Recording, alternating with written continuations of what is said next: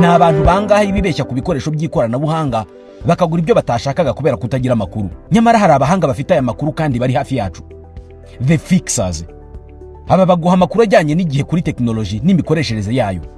Icyo bigusaba cyonyine ni ugusura urubuga rwa YouTube The Fixers 250.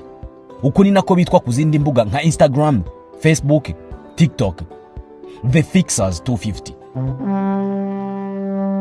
Mu makimbirane ari mu gice cyo hagati mu burasirazuba bw'isi, abenshi babona ko kuva ikoranabuhanga ryatera imbere maze n'ibihugu byinshi bikumvana imbaraga, ubu hashize iminsi mike Iran iteye ibisasu birenga 180 muri Islael, ivuga ko yabitewe n'ubushotoranyi bwa Islael n'abayishyigikiye.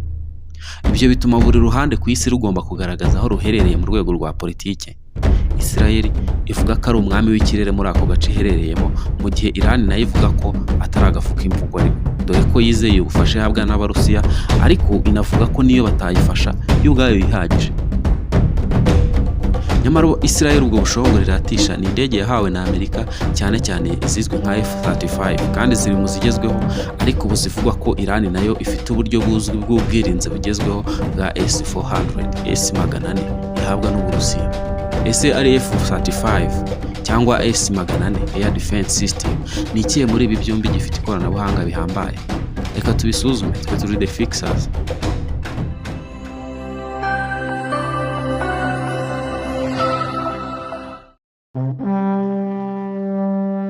Reka duhere kuri S400 Defending System, gusa turibanda ku bizigize byoroshye kubyumva.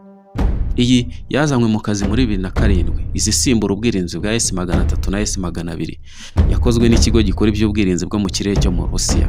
S400 ishobora kubona cyangwa gutahura ikije kigana hirinda mu gihe kiri mu ntera y'ibirometero 400. Ubwo igisasu kiri mu mujyi wa Kampala izacyumva kikihagera, itanga amakuru niba cyerekeje mu Rwanda kandi ari hirinda. Ndetse n'ikiba kiri mu kirere nka ballistic missile cyangwa izindi ndege z'intambara biturikira mu kirere, izagitahura kiri mu birometero 30,000 z'ubujya hejuru. Izi S400 kandi nazo zishobora kurasa mu ntera y'ibirometero 600. S400 ibifite kandi kizwe nka command post cyangwa aho ikoresherezwa, ifite radari kandi ikagira bateri ebyiri nazo zishobora gukoresha nk'ibisasu. Buri bateri ibifite misile enye. Izi radari ziba zifite ikizwe nka anti-jamming capabilities, cyangwa se bukaba ari uburyo bw'ikoranabuhanga bukoreshwa mu kuyobya no guhobagiza icyaje kije gutera hishinzwe kurinda yaba za drone, indege ndetse n'ibisasu. Iyi S400 kandi akenshi bikorana n'indege izwi ku butasi ihenda cyane y'Uburusiya yitwa A50, itata kandi igatanga amakuru hakiri kare. S400 Air Defense System imwe bivugwa ko igura asaga $400,000 z'amadolari. Ku rundi ruhande F35 indege izwi kandi ikomeye koko, gusa ifite n'amavugurura menshi iri gukorerwa birushaho kujyana n'igihe. Gusa iyi ndege ni ya Leta Zunze Ubumwe za Amerika n'inshuti zayo gusa, ntiyakozwe ngo itemberwemo cyangwa itwara abantu, ahubwo yakorewe urugamba. Ishobora gukora byinshi nko kurasa, gufata amakuru cyangwa gutata n'ibindi bitandukanye. Iyi ndege ifite umwanya w'umuntu umwe gusa, ikagira na moteri imwe. Mu ikorwa ryayo kandi ifite ibindi bihugu byayiteye inkunga byo muri NATO, urugero nk'Ubwongereza, Australia, Canada, Ubutaliyani, Norvège, Denmark ndetse n'Ubuholandi. Hari kandi ibihugu byinshi byayiguze, yewe hari n'ibikizigura. Bwa mbere iguruka hari muri 2006, ikaba yari yakoreshejwe n'igisirikare cya Amerika gikorera mu mazi, Marine Corps. Muri 2018 nibwo bwa mbere yakoreshejwe mu ntambara ikoreshejwe n'igisirikare cya Islael. Muri 2044 bivugwa ko Leta Zunze Ubumwe za Amerika zizagura zigera ku 2,256, aho bitumenya ko nubwo zikorerwa muri Amerika ziba zakozwe n'uruganda rwigenga gusa rwo muri Amerika, leta ikazigura. F35 zakorewe guhabwa ubutumwa bwo kurasa, birumvikana kurinda ikirere cyazo no guhungabanya ubwirinzi bwo mu kirere cy'umwanzi. F35 ishobora kwiruka ibirometero bisaga 960 ku isaha kandi ikoresha software zikomeye zakorewe muri zizwi nka C++ software. Software yayo ikaba ifite line of code 8,800,000. Niba ufite amakuru ku byo gukora ama software, urumva uburyo software ihambaye. Ifite radari, ikagira ama sensor processors n'irindi koranabuhanga ryose rihambaye. Urusaku rwayo kandi rufite ubushobozi bwo kwangiza inzu mu gihe yegereye hafi yaho ihagurukira cyangwa iparika. ingofero umupilote wayo yambara nayo ifite ikoranabuhanga ry'uko ashobora kurasa aho ari hose kabone n'izuru ry'indege ryaba rireba imbere, ashobora kurasa n'inyuma hayo igihe cyose hari icyo ahabonye kimuteje akaga. Ingofero yonyine igura $400 by'amadolari. Ingofero yonyine igura $400 by'amadolari. Ayo ni $640,000 z'amanyarwanda yo kugura ingofero y'umupilote uyitwara. Ingofero kandi iba ifite ikoranabuhanga rituma pilote wayo areba, akaba yahinguranya no mu ndege akareba hanze hayo kabone n'ubwo nta kirahure cyaba gihari.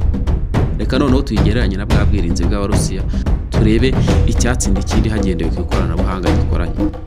Nubwo F35 zaba zifite ubushongore n'ubukaka bihambaye gute, S400 ifite radar zifite ubushobozi bwo kubona F35 ikiri mu birometero 97. Ifite radar kandi izayibona igeze ku birometero 80, indi yibona igeze ku birometero 50, indi nayo izayibona igeze ku birometero 30. Mu gihe imwe muri izi yaba yagize ikibazo, indi yayibona.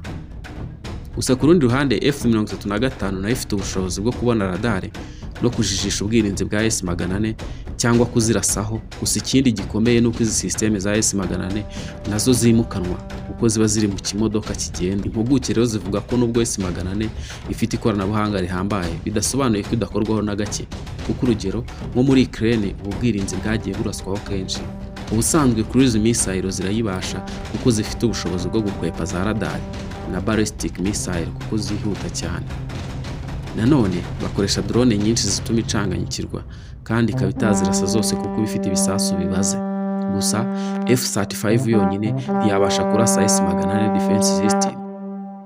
Gusa n'ubundi nta ntwaro y'ubwirinzi yigeze itsinda intambara yonyine, ariko S400 defense system ibaye ihanganye na F35 zonyine, biragaragara ko yonyine nta bundi bufasha cyangwa ubuhanga bwihariye yahasebera. Twe turi The Fixers. Umva gufitiye amakuru meza cyane kandi ashimishije. Ngwino muri iFix Technology Limited maze tuguhe product zose za Apple waba ukeneye, harimo machine, telefone, amasaha n'ibindi byose. Uretse kubiguhera ku giciro cyiza, muri iFix tuzakugira inama nziza zo kubyitaho, kandi nibinahura n'ikibazo tuzagufasha byoroshye kubisana. N'ibindi bikoresho byose electronique ukeneye biri hanze y'igihugu tugufasha kubitumiza maze bikakugeraho mu buryo bworoshye. Ibijyanye na CCTV cameras ku mutekano wawe, aho ukorera cyangwa se aho utuye, ibi nabyo tuzabigukorera mu buryo bworoshye. Tugurisha imodoka ndetse tunagufasha kuba zakugeraho uri hose byihuse. Dusure kuri wa@ifix.rw cyangwa se duhamagare kuri izo telefone.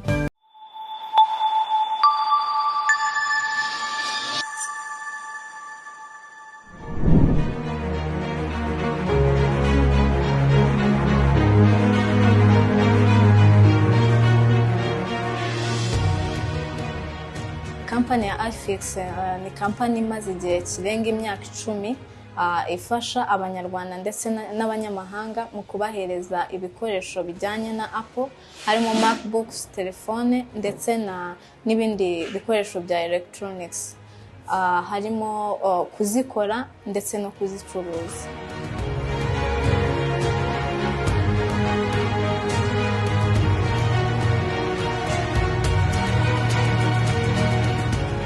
Umwihariko iFix ifite ugereranyije n'izindi kampani zikora nk'ibyo iFix ikora, harimo kuba itanga ibikoresho bifite quality.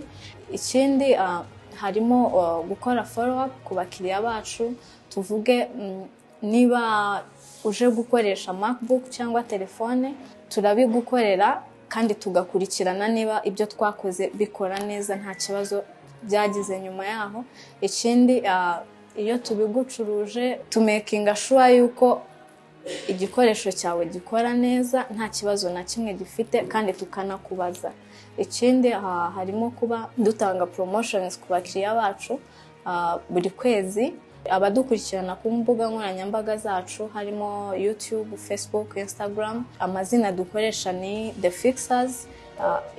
Information zose zinyuraho, mwajya mudukurikirana. Ama promotions byose tubinyuza ku mbuga nkoranyambaga zacu. Ikindi harimo kuba ibikoresho uzanye niba uje gukoresha biba biri safe, kubera ko hari ama forms tuguhereza ukuzuza iyo uzanye ikintu. Ni nka agreements tugirana kugira ngo nuza tuzamenye niba ari wowe kuko twahanye icyo gikoresho, nawe ubwawe uba uri safe yuko igikoresho cyawe uzakibona kandi no mu gihe gikwiriye. Ikindi tutanga na garanti. Niba tugucuruje MacBook iyo ari nshyashya tuguhereza warranty ingana n'igihe cy'imyaka 2, iyo iri used tukaguhereza warranty ingana n'umwaka umwe.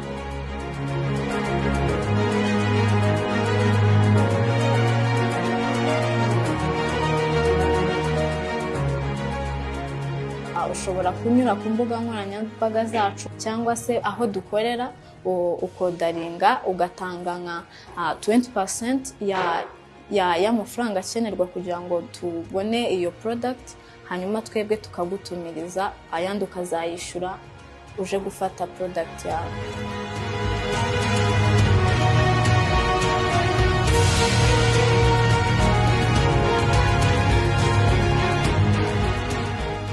iFix dukorera mu mujyi ahegeranye na Simba ku nyubako ya TCB kuri ground floor ku muryango wa 024. Dukora guhera kuwa mbere kugeza kuwa gatandatu. Ku bijyanye n'amasaha dukora guhera saa 2 za mu gitondo kugeza saa 1 z'umugoroba.